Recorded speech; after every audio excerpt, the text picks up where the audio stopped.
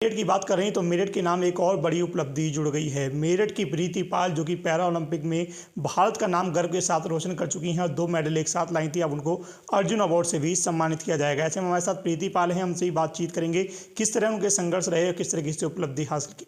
Arjun award भी मिलेगा, आज की लिस्ट जारी हो गई है, कितनी खुशी है और अपने संघर्ष के बारे में थोड़ा बताइए। मुझे भी पहले तो थोड़ा पता था कि हाँ मतलब 2 मेडल हैं तो अर्जुन अवार्ड तो पक्का हो ही गया, लेकिन तब तक लिस्ट में ना आ जाए तब तक अपने आप को संतुष्टि नहीं मिलती है। और अब लिस्ट में आ गया है तो अब ये भी है कि मतलब मेरे व्हाट्सअप भर गए एकदम से, आने चालू हो गए कि कॉन्ग्रेचुलेसन। और हरीश बाबू सर का भी मेरे पास कॉल आया है जो साई में ही है कि कॉन्ग्रेचुलेसन प्रीति, आपका अर्जुन अवार्ड में फ़िक्स हो गया है, आपको पता नहीं है क्या। मैंने कहा सर पता तो है, लेकिन अभी जैसे ही लिस्ट जारी हुई है आपका एकदम कॉल आया तो मुझे भी बहुत अच्छा लगा है, अर्जुन अवार्ड मुझे मिल रहा है। अच्छी बताइए, आपने कभी सोचा था कि इस उपलब्धि तक पहुँच पाओगे? नहीं, मैंने कभी नहीं सोचा, क्योंकि पैरालंपिक एक गेम ऐसा है कि वो मतलब पूरे गेम को मिला के एक गेम होता है, उससे बड़ा गेम कुछ भी नहीं होता है। वहाँ तक आप पहुँच गए थे, एक आप खुद ही एक अच्छे एथलीट बन गए हो, वहाँ तक पहुँचना एक बहुत बड़ी बात है।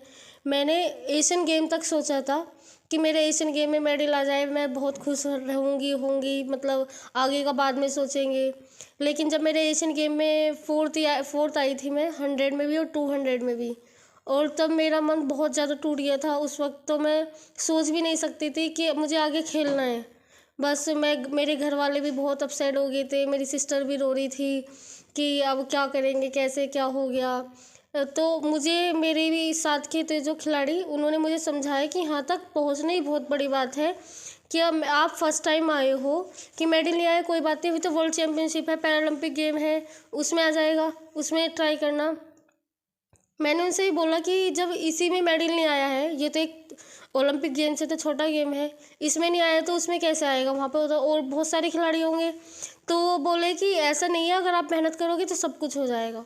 और मैं जैसे ही कैलाश प्रकाश से, क्योंकि कैलाश प्रकाश तो आपने भी देखा है, वो तो एक मिट्टी का ग्राउंड है और मतलब एक ऊपर लेवल पे पहुंचने के लिए सिंथेटिक ग्राउंड की बहुत ज़्यादा नीड होती है, तो मुझे वहाँ से जाना पड़ा उसके लिए। फिर मुझे दिल्ली में एक नए कोच मिले, उनका नाम गजेंद्र सिंह है, उन्हीं की बदौलत आज मैं यहाँ तक आई हूँ, 2 मेडल लाई हूँ। उन्होंने मुझे इतना विश्वास दिला दिया कि हमारा पक्का है मेडल, बस मेडल हमें वहाँ से छीन के लेके आना है, उठा के लेके आना है बस। वहाँ से बस ऐसे ही हुआ। फिर उन्होंने भी कहा अरे बस तुझे प्रीति अपनी रेस भागनी है, ये नहीं सोचना कि इधर मेरे बराबर में कौन भाग रहा है, इधर कौन भाग रहा है, बस अपनी जो हम करके आए वो तुझे यहाँ करना है बस। अच्छा, ये दिक्कतों का सामना आपको करना पड़ता?